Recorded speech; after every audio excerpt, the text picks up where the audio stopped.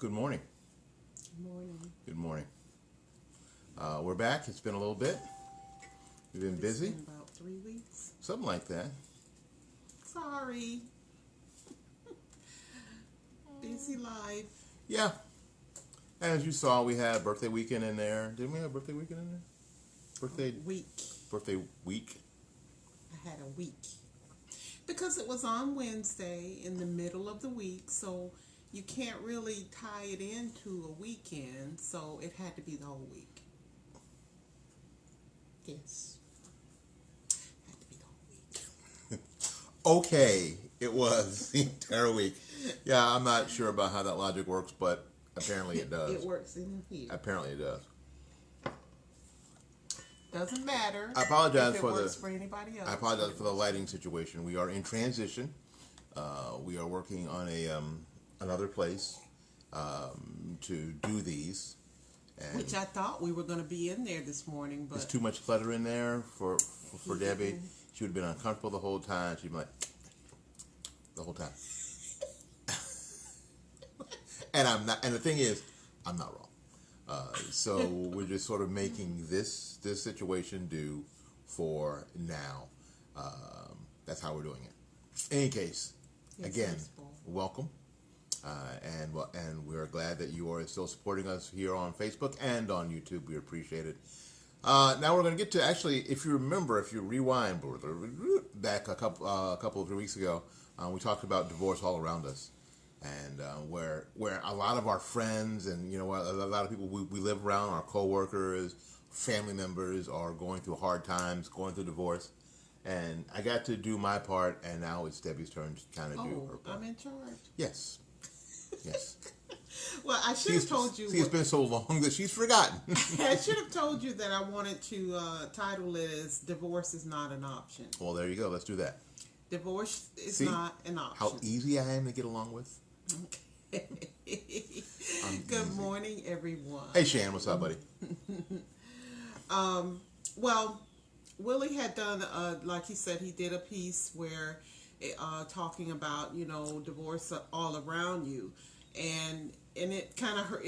Well, I'm not going to say kind of. It did hurt my heart to see and know some of the things that he told me about some of our personal friends. People share different things with each other, and it hurts. And I pray that people would watch this, that we know that maybe some, having some problems, and would come to us. Reach out to people, not that we're experts at this, but we do have some miles and some years on it. I remember they tell you, it's not the years, it's the mileage. Yeah, the mileage that counts. And we know a little bit about how to get through those rough times. I mean, I'm not going to say that we were all so sweet and for the whole time, the whole for 30 plus years, 30 plus years, like a dang on Hallmark movie. We went through that same stuff, that 7-year itch and the 10-year itch and all that stuff that you go through, and you wonder, why, like the movie, why did I get married? Why am I here? Is this benefiting me? And during those times is when you need someone to talk to that can build you up. The people, again, the people that stood up with you at your wedding should be those people. Those people. Excuse me. And I realized something a few days ago when I was cleaning up. I was when I was cleaning up. And I found one of my mom's old Bibles, and she has in there. It's still right over there. She has in there who was at who witnessed their wedding. Really? Yes, sweet. Because they went over to Thomasville, Georgia, where I was born. Thomasville, Georgia. They went over there and they got married with the Justice of Peace over there, and her mother and my dad's mother were witnesses. Cool. And that puts to the test of what I preach all the time about people that were there doing your wedding as witnesses. They're not there just to say, oh, you get married. You are designated to help those people through their marriage. Yeah, I think people mistake that you're just there It's standing just a there party. for the party and the dresses and the tuxedos, and you're there for the pictures. That's not why you're. That is not why you're there. Hey, Ed Mason, what's going on? How's retired life? But that's not why you're there. You're there because you're standing with them, not just in the ceremony, but for the rest of their lives. That you have integrated yourself into their lives, and that you can be a resource, and that you can push them and make their marriage last and be as good as it possibly can be. That's why. And that doesn't mean to agree with You all don't the choose. negative You don't stuff. choose sides. No, So you're not there to choose sides anymore. because you're on both of their sides. You want them to win, Yes. and that's why you're there. So when somebody asks you to do that, even if they don't realize it, because a lot of people don't even realize that that's that's part of that. But know that that's part of your responsibility. Take that as part of your responsibility, because what will happen is that most officiants will tell you so, but no one's paying attention. Everybody's just smiling. Oh, it's great. Can't wait to get a drink or whatever y'all do. Can't wait to get to that bar. Well, yeah. It'll be dancing. It'll be fun. If you just get to the ceremony part, which is the important part, really. So listen to what they're saying. You're there to help them. And that brings to my first point that I was Points. talking. Build a strong foundation. Ooh. We talk about that before. We talk about building a strong foundation. And that foundation starts with who you choose to be your witnesses at your wedding. Who you choose to marry you. You know, and a lot of people, like I said, my parents went to the Justice of the Peace, but you should be choosing somebody that is taking that vow and the reading seriously. That's why we wanted to renew our vows, because when we got married, we only had a notary. We had a notary. We had a JOP. Same thing. We had a notary. So when we renewed our vows, we actually got married by our pastor, which is how you should do it if that is indeed, have a pastor. if you can.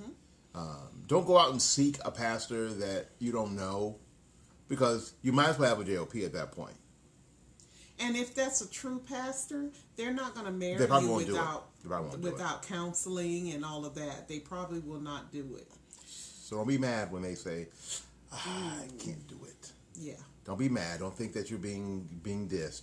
It's that because the pastor knows that they have to be involved, not just in this ceremony, but in be involved in your marriage and be involved in your life. So They have to be your coach. there you go. And coaches are not always nice. No, they're not. Coaches are not always on your side. They're going to tell you when you're wrong, and they're going to tell you what to do to get it right. And your flesh may not like that all the time. No, you don't like it. Because my mom was really one of the people that was my firm foundation. She would tell me, when I go to her to talk about things and stuff like that, and she's like, she would always say, I'm not going to hear no negative stuff. Now, I want to hear what you doing to work on it. I want to help you through what you're doing to work on it. I just want to whine about it, though. You don't understand. I just want to complain. I just want to Divorce complain. was not an option. No, not an option. Divorce is not an option. And again, let's backtrack. I don't want you to think that I'm telling you to stay in a marriage if somebody's abusing you. Yeah, if you're getting hit upside the head, go. Go. Divorce is. We've talked about that numerous times in the past 2 years. You know what? If you're being physically abused, get out. Get out. That person will one day probably kill you. So get out. We're not talking about that at all. We're not talking about taking your Saturday night butt whipping and just hanging. We're not talking about that at all. No. Not at all. Get out. But build a strong foundation.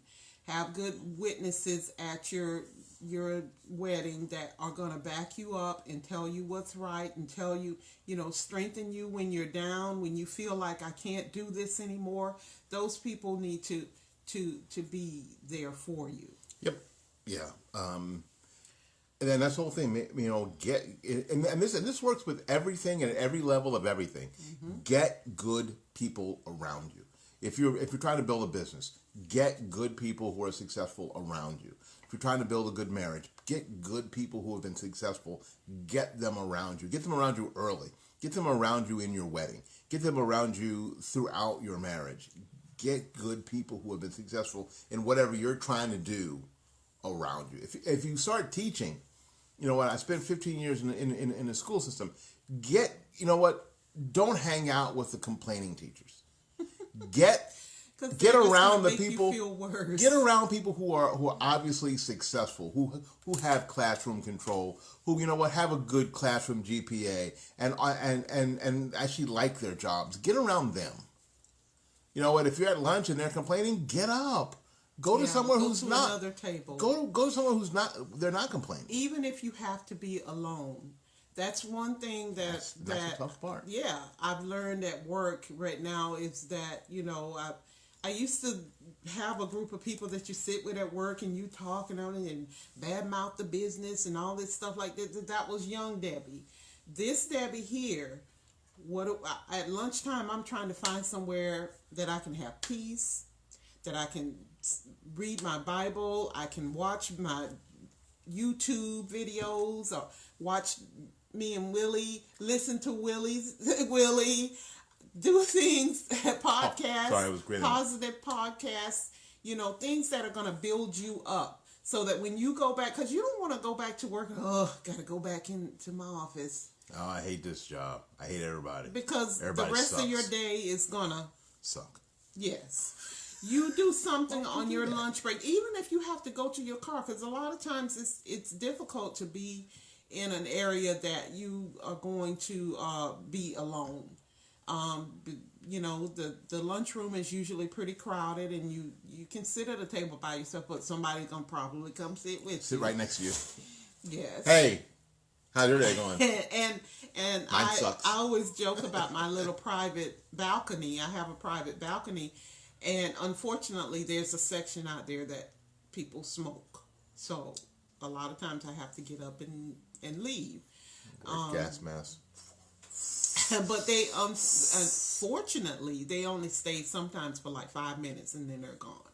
But that's my private balcony, and then I go to my car sometimes. But find something that you can do find a lunch buddy that's going to help build you up, that you can do things together that are positive. And that's the whole idea, you know what? Get around people who are going to build you up. Get around people who are going to build you up, and as a husband or a wife, and help you with your marriage and help you move positively through your marriage. Mm-hmm. Don't get around the naysayers. Don't get around people who go, oh yeah, I was married 6 times and I could never find a woman who who would meet my needs. What? It's you. It's you. It's 6 times of you. That's you. Yeah. And like anything else in your life, like Willie was saying, if you have something that's broken in your home, if you're a homeowner and you have something that's broken in your home, are you going to ignore it and just let it go and let water be leaking all over your floor and all that? That doesn't make sense. Plumbing scares me. I hate plumbing. You're gonna find somebody as soon as possible that can repair. If you have a leaky roof, we went through that for a while. We had a leak in our roof, and we were on every day was a mission on what we're gonna do. Let's sit down. Let's see what we're gonna do. Where can we get this money, and what can we pull from here, and what can we do there, and what. That was the mission, to get that roof repaired. And because the roof in this house was the original roof, it was more than 20 years old, so of course it was leaking, because it hadn't been taken care of. Mm-hmm. And this is what you'll find: these things that'll happen in your marriage that you don't take care of it, and before you know it, it's a much bigger problem than it ever had to be, and because you didn't take care of it. And that's, and I know that's the sticky part sometimes. But you just have to take care of it. And if you need help, you need a professional. me climbing up on that roof was not going to ever be a good idea, ever. So what did we do? We found somebody who was a professional. We found somebody who was good at it. Came with good recommendations. And they did it, and we could stop worrying about the weather report in the summertime and looking at the radar to see if those clouds were over our house.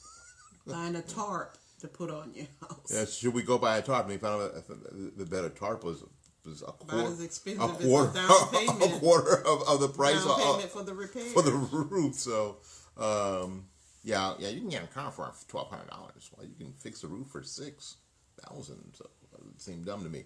But anyway, fix it if get around people who know what they're doing, who have done well, who have been successful, and that's really an important aspect of your marriage as you're moving forward. Get help if you need it, and the people who stood with you, they should be your first resource. So pick them carefully, because they've already said they would. And I think we kind of don't do that right, because I don't think not to say that the people that we picked weren't good, but actually Betty has been there for us. Betty was one of my attendants at our wedding, and my friend Marie. The problem is that we live so far apart now. It's kind of difficult to keep that going. But Betty has been there. Pick people that are going to be able, and now with phones and all that stuff, it's not that big of a deal. But pick somebody who you're going to be able to talk to. When we got married in 1800s, everybody got on that Costoga wagons and went west. They packed up and moved on. They went west, and when we just couldn't hit them on the telegraph, we couldn't do that very often. Because we often think about picking people who are our best friend. My girlfriend's going to do this, and she's going to be the best, and so forth, and that's not always a good idea. She was fun to party with, but when things got really tough for you, she didn't have any idea what to do. So, yeah, I had my friend Ted, who was still my friend, and Lee, who was my roommate at the time, and then my friend Jamie, who has since passed away. Mm-hmm. Jamie was a good resource, though, because he was the most stable amongst us. Yes, he was. Literally, I mean, easily. I think all of us would admit that Jamie was easily the most stable among us. So he was always a good resource. He was always someone good to talk to if I needed someone to talk with, and would take the time. Mm-hmm. And you need somebody who will take the time.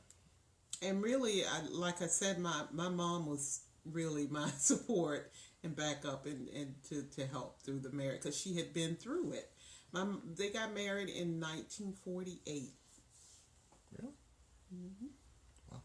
Yeah, 1948. That's what was on there in Thomasville, Georgia. 48. Wow. And Cecil was born in 50. That makes sense. At least he was born after they got married. He wasn't married during the ceremony. That's good. The next one is like understand common issues. So, sometimes people say they're getting a divorce because they grew apart. What's that mean?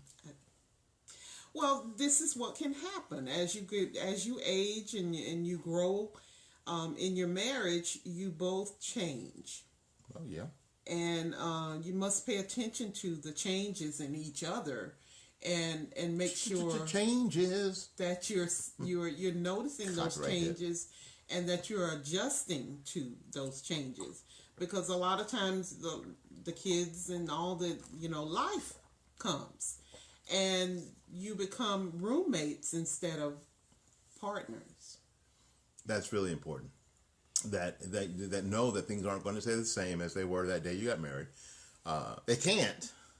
It's not possible. It's not possible. Unless you die. It's going to change. Unless you die like right after the ceremony. Mm-hmm. Things are going to change. People are going to change, and that change isn't necessarily for the bad. So don't fear the change. Because if you don't change, and I was telling me and Alex, my son, was talking about this Saturday about how we have first world problems now. We were We can't fit the pizza in the freezer. It's too big. We have too much food. that we were talking about getting a little deep freezer so that we can put extra food in there. And Sorry if you're in Ethiopia. And I remember too much food here. And I remembered back when we were first married, and how dinner was sometimes peanut butter and jelly and whatever you got, whatever we had, ramen noodles. Spaghetti. A lot of spaghetti. Yeah, and now we've got too much food. Now we got food too big to fit in the freezer. What? Thank the Lord. What? I'll take that problem. What up, T. Briggs? You up early, man, but you always up early. Hey, Jenny. Thanks for watching. But so things are going to change. Yes. People are going to change as they grow, and you want that. And I think if you pay attention to your spouse, you can see that growth and you can see that change, and then you have to really decide to be a part of it. Personal change and growth in one and not the other can cause some distance. We talked about supporting each other in careers. If one is being successful and the other one is still struggling, you gotta pay attention, and you gotta support that person that's struggling. Don't just think about, well, I gotta get mine. It's not about just you anymore. It's about us. About y'all. Because, it's about y'all. Because your career success is good for him, and you got to support him, and he's got to support you so that you're successful. It's a team effort now. It's not about just you. Yeah, people are fairly narcissistic or self-centered in that sense that they think that everything is about them, but everything is not about you. Once you decide to get married, it's about y'all. How are we being successful? And it's like last night, we watched the Super Bowl. If it had not been for some great plays by the Kansas City defense, that offense would have not been able to come back. Mm-hmm. So as much notoriety as Patrick Mahomes, who's the quarterback for KC, got, the baby. I've nicknamed him the baby. It's a 24-year-old kid. But as much notoriety as he got, if it had not been for some people on defense, he wouldn't have gotten that opportunity. He wouldn't have been the MVP. He'd have been the guy who threw 2 interceptions in the Super Bowl. So it was truly a team effort. So, and that's kind of how you have to look at it. If they win, you know what? If Debbie wins, I win, and if I win, Debbie wins. Period. You can't think about just yourself. Because if you think about well, I'm going to look good in this run that I make in this play, and forget about that you got other teammates here that need you, then it's not going to work out. I'm going to throw for 3,000 yards today, and I don't care if half of them are incomplete. I'm just going to keep throwing the ball, and then you lose. But you set a record in attempts. Look at me. Well, and I think that a lot of you don't like football, but football's a good analogy. It's a great example. It's a great analogy for teamwork, because how important it is for aspects that you don't do to work. Your offensive line has got to be awesome, or the quarterback or the running backs don't stand a chance. Mm-hmm. So sometimes it is important for you, the husband, to benefit because your wife is doing great. You benefit because you can't do what you do if she isn't being successful. So you need her to be successful in whatever she chooses to do. You need her to be successful, and whatever you can do to ensure that success, then you have to do it. I know it's simple, but for some of y'all who are stuck inside your own head, that's tough to think about. It is important. It is vital for the success of your marriage that you make your spouse as successful as possible, that you support them in every way possible, so they can be successful in their job, in their life, in their spiritual life, in whatever that is.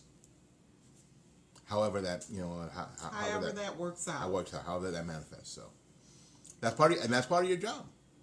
And your friends who stood with you, it's their job to help you all be successful.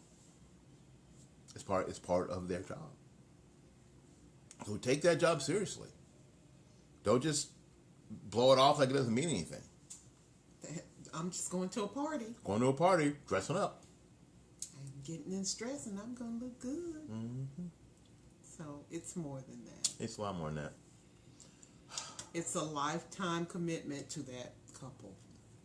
I know that seems a lot, doesn't it? It is. That's why you have to take it so seriously. It is. You have to take it so seriously. Whenever you stand up in a wedding with somebody, and then their marriage doesn't work out, that's partly your fault. Well, yeah, you can bear some responsibility. Although you can't tell grown folks what to do. My grandma had a great phrase. Can't raise grown folks. No, you can't. You can't. But you can be a help to them. If you know what, and then if they are willing to listen, and if you've been a help. If you just sort of stayed out of it.